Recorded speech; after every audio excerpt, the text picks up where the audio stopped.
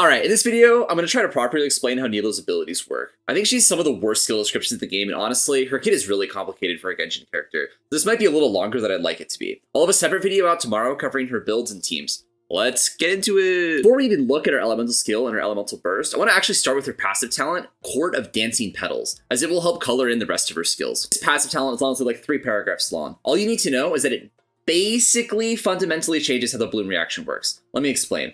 In Genshin Impact, bloom is typically a 3-step reaction. You apply Dendro and Hydro, and it will drop a little seed on the ground. When the seed comes into contact with Pyro or Electro, it will explode and deal damage. This passive talent effectively removes that last step. The seeds will just simply drop and explode instantly when you react Dendro and Hydro. There is no need for any other reactions. These special bloom seeds are called bountiful cores. I don't really know either. And if you want a more detailed explanation of how bloom regularly works, please see my Dendro guide here.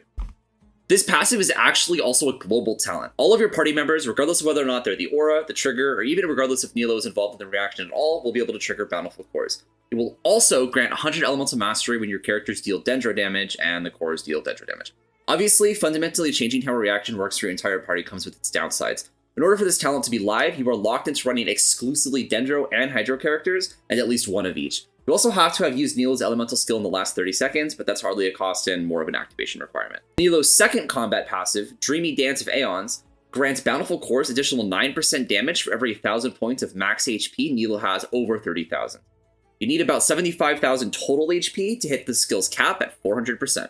Given how much of this character's power budget was spent on these skills, we have to understand that both of her activated abilities, while still dealing decent damage, are more or less going to be designed as setup tools to be able to apply Hydro 4 or directly trigger bloom reactions. Nilou's elemental skill has 2 stances, a greedy on-field DPS stance and an off-field support Hydro Aura stance. In order to trigger either stance, you have to dance by performing specific sequences of either normal attacking or pressing your elemental skill.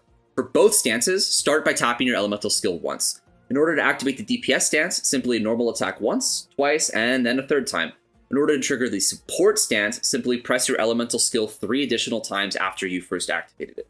In both sequences, the last input will trigger the ability, and you can see your progress marked by a little indicator above your head.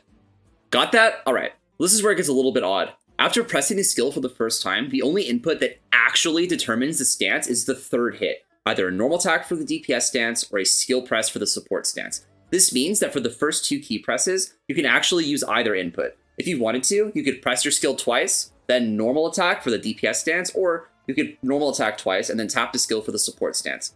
Why do they let you use either one? Well, there are 2 main reasons. The normal attacks deal higher damage, but only have a small AoE, and the skill presses have a larger AoE, but offer less damage. Second, they want the player to feel like they're creating their own unique dance that is tailored towards the team rotation and the enemies that you're facing.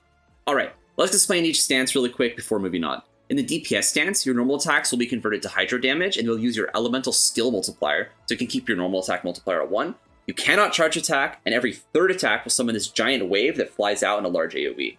Support stance summons this Hydro Aura around your active character that will follow whoever you're playing, even if you swap off of Nilou, and then it just simply applies the Hydro status to enemies, and it also kind of gives me motion sickness. Nilou's elemental burst is 2 instances of Hydro damage in an enormous area of effect. The first on casting, and then a second to any enemy hit by the cast about 2 seconds later. Both of her skills will scale with max HP instead of attack percentage. And finally, her exploration talent is referring to dishes that grant bonus stamina. Alright, I hope these explanations helped, and I'll have the rest of the guide up tomorrow. After looking at YouTube analytics, I decided that shorter videos, specifically for guides, is actually going to be a lot better. My gameplay analysis videos, however, will be longer than they have been in the past. Have a good day, and don't forget to touch some grass.